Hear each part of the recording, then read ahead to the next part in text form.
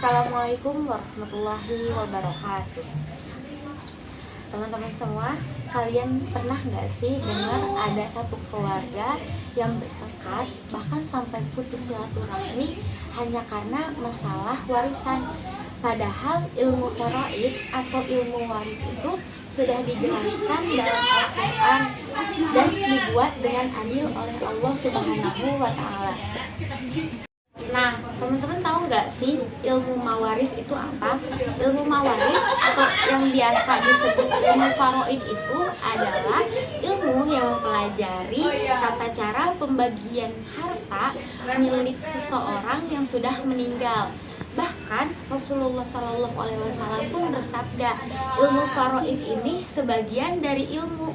Saking pentingnya ilmu ini, dan ilmu ini tuh sudah diatur dalam Al-Quran, yaitu di dalam Quran Surat An-Nisa ayat 11 dan 12.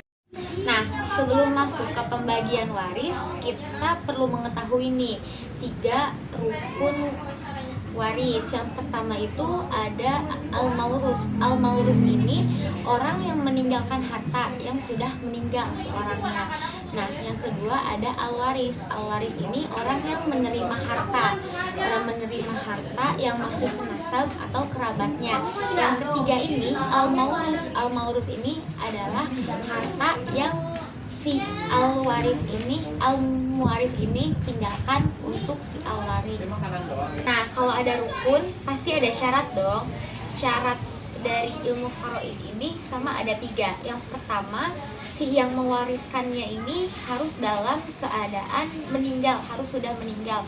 Jadi kalau seseorang memberikan harta tapi dalam keadaan hidup, itu bisa dinamakan wakaf atau sedekah, bukan warisan. Jadi si warisan ini, si orang yang memiliki hartanya itu harus sudah meninggal.